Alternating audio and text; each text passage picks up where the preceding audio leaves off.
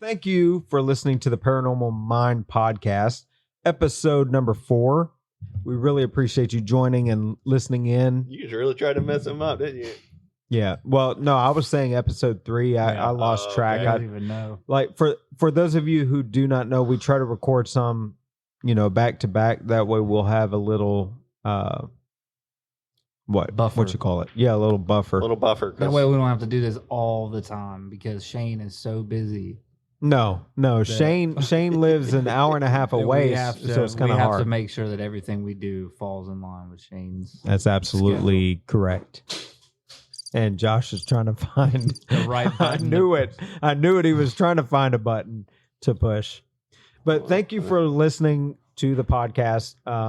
This is where we talk about anything and everything paranormal, unusual, unexplained, just talking about our life, whatever's going on. It's just kind of fair game.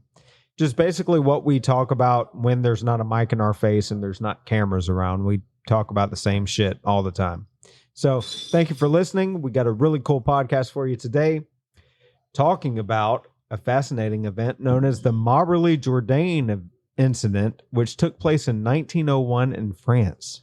Why do they always have to have the most insane names? I think Marie is decent. Is it? Jourdain would be, I'm probably butchering it, I'm just glad it didn't take place in West Virginia. That's true. Yeah. Listen, Finally. I'm sourcing. If y'all want to source the topics, you can source the topics and get it outside of West Virginia and Kentucky. I don't know. Sorry, West John Virginia. Denver. Keep going. What? Keep going, John Denver. Go ahead. Shut up. Almost heaven. All right, shut up. All right. So we're going to dive into the lives of Charlotte Ann Moberly and Eleanor Jourdain, 2 women who had a strange encounter at the Palace of Versailles. Now, before we hit record, I was like, "What is the correct pronunciation, Ray?" Because I'm not sure. And he was like, "It's not Versailles like you're pronouncing it. It's Versailles." So thankfully, he corrected me before we hit record. What about the Estes method? Again, that is a frustrating thing. So, like on 28 Days Haunted, I've got a really pronounced accent, and I'll say Estes and Estes method. I'll say all kinds of stuff like that, and people were tearing us apart for saying Estes instead of Estes method. Hey, viewers out there be ruthless, man. It's horrible. It's like tomato. It's like whatever. You know what we're talking about. So just it's not that big of a deal. But apparently it is. Famous last words. Apparently it is. All right. So back to the story. Moberly was born in 1846 and was the daughter of a headmaster and bishop. She was no slouch herself, becoming the first principal at St. Hugh's College in Oxford in 1886. And let's break away real quick. Here's Josh with his noises. let's stop the story real quick to say that we want to plug BJ's Billiards. Right? Yeah. In Macon, Georgia.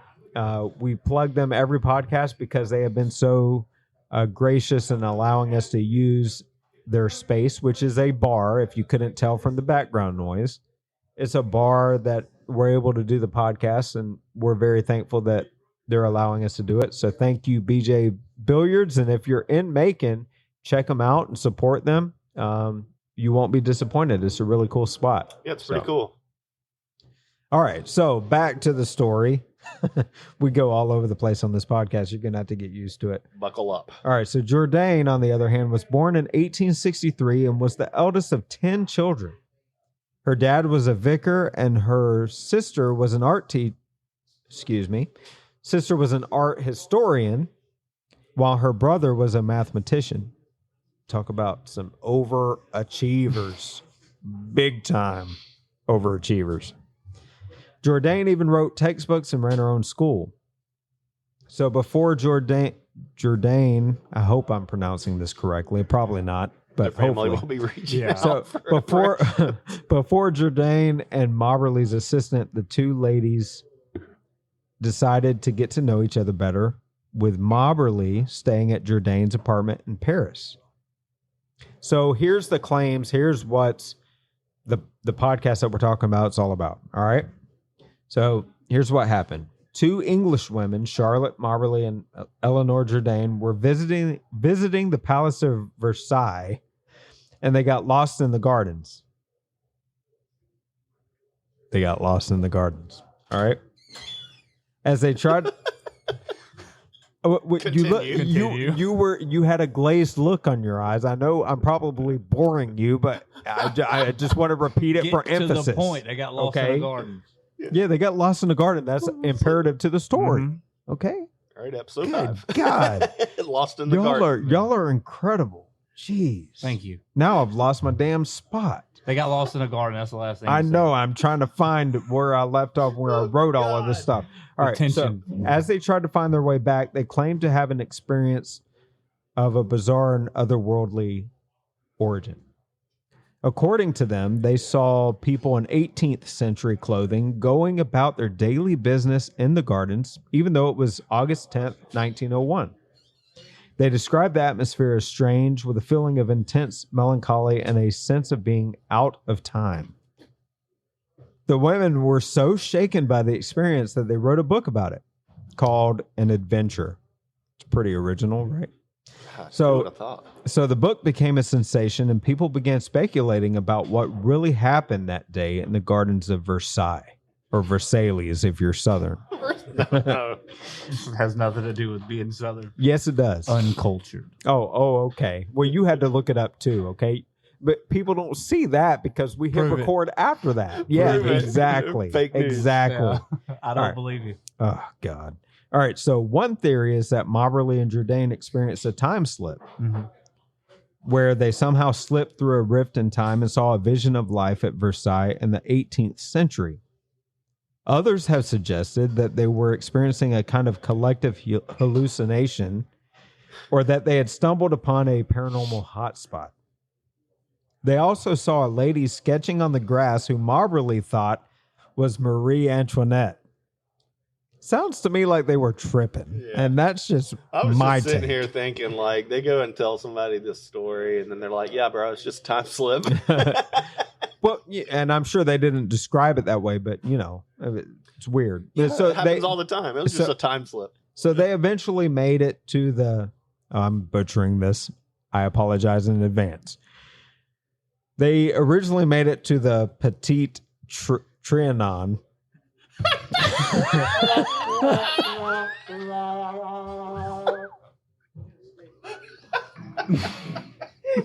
Holy shit. Oh, God. You and your sound effects.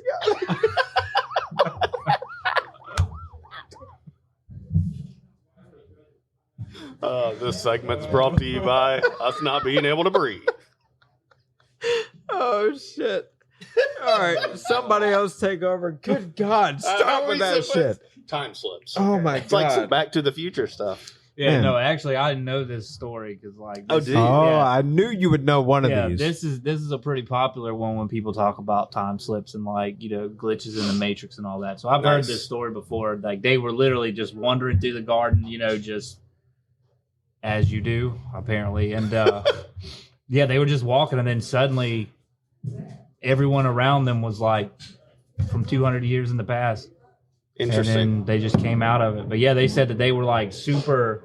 I mean, they had like a different feeling, which you were talking about melancholy. Yeah, they said they could feel like something was wrong, but they couldn't quite figure out what was Yeah, and they going felt on. that they literally felt like they were out of time. It was Yeah. a strange and creepy experience for them, for sure. I could imagine that there would be some kind of feeling relative to that. You know? Yeah, I mean, this one's like a popular one, kind of like the dude that was at the bridge collapse or whatever, where it looked like he was wearing like sunglasses. And Yeah.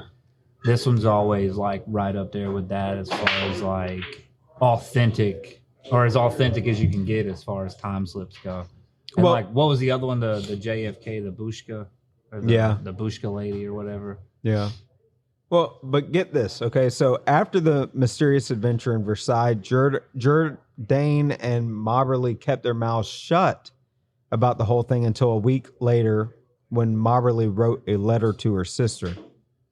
So apparently she asked Jourdain if she thought the Petit Trianon, which is probably wrong, was haunted, and Jourdain was like, "Yeah, dude, it totally is. That's exactly how she said it. Yeah, that's dude. exactly how she said it. Yeah, bro. Bro, Yep. Yeah, it's pretty haunted. Yeah, bro. Yep. 100. 100. No it's cap. haunted. 100. All right. So 3 months later, the two women met up in Oxford and compared notes, even doing some research on the history of the Trianon. And I hope I'm saying You are this right. butchering the fuck I out know of I that. am. I know I am. God. So they thought they might have seen events. I'll from- Google it when we're off the air. Yeah, I bet you will. I bet you will. They thought they might have For seen shame. events. They thought they might have seen events from 1792 when the French monarchy was abolished. So they visited the garden several times after their adventure, but couldn't find the same path they had taken before, which is weird. They found that various landmarks were missing and the grounds were full of people. To explain this, they thought maybe they had stumbled upon a private party or some other event, but nothing was scheduled that afternoon. Through their research, they thought they recognized a man they saw by the kiosk as the, oh shit, here we go again, as the Comte de Vaudreuil. What? Good Lord. Let me see. A friend of Marie Antoinette. Okay, let's see if you can Yeah, let me pronounce see it it. better. Let me look at it. Hold on, it's right there. Yeah, that's exactly what I thought, Ray. Exactly what I thought. It's French. A friend of Marie Antoinette, whom Moberly claimed to have seen. Convinced that they had a paranormal experience, they decided to publish. Good God Almighty! They decided to So publish. I'm butchering regular words and like French words. Jeez. Yeah, so you're fucking up. I'm in just two screwing languages. up. I'm just screwing up in general. Oh we my need God. a new language, somebody. All right, let's stop. All right. Convinced that they had a paranormal experience, they decided to publish their story in a book called An Adventure in 1911, was when it was written, under the pseudonyms of Elizabeth Morrison and Francis Lamont. The book created a buzz, but many critics called it out for its implausibilities and inconsistencies. One review by Eleanor Mildred Sidgwick even suggested that the women had misinterpreted normal events. But get this, in 1903, an old map of the Trianon Gardens was found that showed a bridge that the woman had claimed to have seen, but had not been on any other map. So that's cool. Suspicious. So, they find a map, 1903, it shows what they were describing, but this was on no other map, which is kind of peculiar, really. Kind of gives validity to an extent of what they were saying. Yeah. Man, I can't talk at all today. All right, so both women claim to have more paranormal experiences before and after their adventures. Moberly said that she saw an apparition of the Roman Emperor Constantine in 1914, while Jourdain became convinced during World War I that a German spy was hiding in their college. These people are wild, man. Yeah, so unfortunately, Jourdain's behavior became increasingly autocratic, and after her sudden death in 1924, an academic scandal erupted over her leadership of the college, and Moberly passed away in 1937. So my question is what do you believe? What is your theory on all of this? Do you think it's a legitimate time slip? Ray, you said that you've heard about this before. But what do you think? You think that maybe they took something that could have made them hallucinate, or what?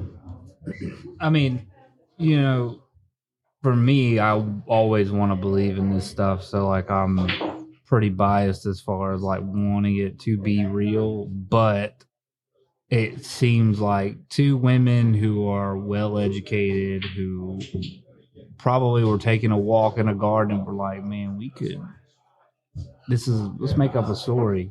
Yeah. Let's For a book sale. That's Yeah, true. That's true. Yeah. let's what would be a cool thing to talk about? It's like, oh well, imagine if we were around when Marie Antoinette was around, and so I mean they could have very well concocted a plan to write this book and then try to make it real, try to be like, oh, this is something that actually happened, Right.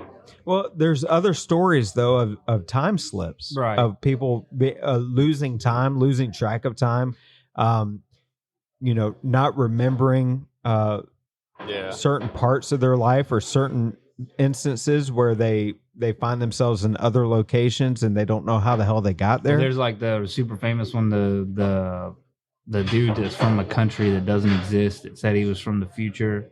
Yeah. I can't remember the name of the country, but it starts with a T. Yeah, I can't remember. But I mean, there's more of these instances. So that's why, sometimes I want to take a look at it because, if it's just one isolated case or a couple of isolated cases, but there's a lot of people that have claimed to have had these time slip phenomenons where they're like, they're lost in time and they lose track of certain parts of time. There's a whole theory about like Bigfoot, like Sasquatch, how the reason why you can never get a really good picture of him is because he's actually not part of this dimension, that he's just phasing in and phasing out from another dimension. Yeah.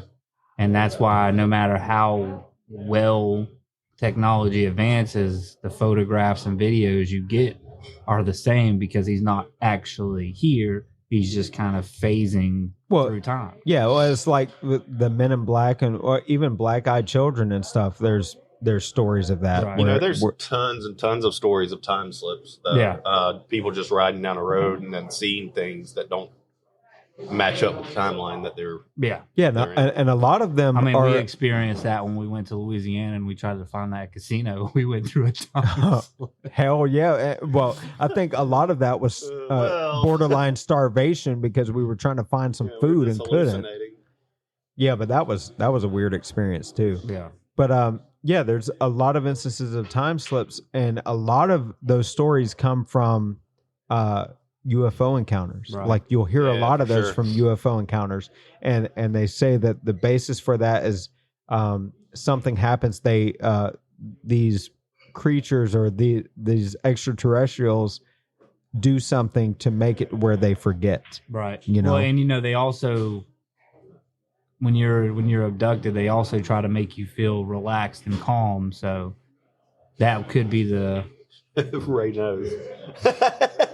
I'm just saying. Yeah. But they'll give you like a sense of euphoria or whatever. So That's they true. very well could have caused them to hallucinate. I just say that because Ray really wants to be abducted. I would love nothing more than to be abducted. I know. It would be a vacation. And not come back. Yeah. Don't bring me back. Yeah. Yeah. I don't know about the story. Whenever I was first researching it, I was scratching my head because to me, what it sounds like is, like you were talking about earlier, is they're just trying to concoct a story. They're intelligent enough to where they can cover up their tracks to a degree and to come up with okay, this is how we get our voices heard. This is how we can make an impact. But again, I mean, hell, this is what, 1901? Yeah. I mean, you're not going, I don't know how much you're going to want to voice your opinion. Times were different back then for women, Guess it depends on how well their book sold. Maybe. But I mean, it's like these are educated women. Right. So you'd be kind of, it'd be weird to think that they would go out on a limb like that and risk ridicule and risk their reputation. Yeah. But after a while, and unfortunately with a lot of these cases, sometimes you do have to entertain that there's some people that are struggling with mental issues and some things. And in the case of Jourdain, this woman in the story, Eleanor, she became more erratic later on after all of this stuff. It could have been a result of their experience, or it could be that she was just struggling mentally in a lot of different ways, and it just manifested in this concocted story of an adventure, as they called it, So I don't know, man. It's rough in this field, like in this field of study. Like you really have to examine that stuff. Yeah. You don't want to discredit people because I know what I've seen in my life. I know that I've experienced things that seem on the surface unbelievable, you know? Yeah. But I know that they happened. Yeah. So I don't want to go into stories like these and be like, oh, they're probably just dealing with mental issues and that's what it is. I don't want to go that route right off the bat. But at the same time, as you both know, we have to consider. Yeah, for sure. We have to consider that. It doesn't mean we have to diagnose it and treat it and do all of this other stuff. We'd be doing just as much of a disservice if we were like, everything that we hear is real. Every single paranormal incident, every single ghost story, every single UFO abduction, they're all real because we want them to be real. If we do not psychoanalyze and look at each one of these as an individual incident, we're doing just as much of a disservice as people who disprove or try to say, no, nothing's real, or the people who say everything's real. There has to be a middle ground where sometimes it's real and sometimes it's not. That's true. Yeah. And we're human. We're not going to interpret things the correct way 100% of the time. Right. No. We are fallible, right? Is that right? Fallible. Yes. Yeah. So we make mistakes. There's things that happen where we will misinterpret a lot of the time, and the circumstances, we misinterpret all of that. So we got to keep that into account. Could these ladies have had an experience? Absolutely. And the reason why I give validity to it is because there's so many other people that have experienced similar things. Right. That's with any kind of research that you want to do, though. Things become more possible if there's other situations that are attached to it as well. Yeah. I agree. So, last thoughts. Yes, no, you believe it more? You leaning more towards it or no? I want to believe this. Okay, you want to believe. What about you, Josh? I believe in time slips or parallel universes. I do not think that this is a case of one.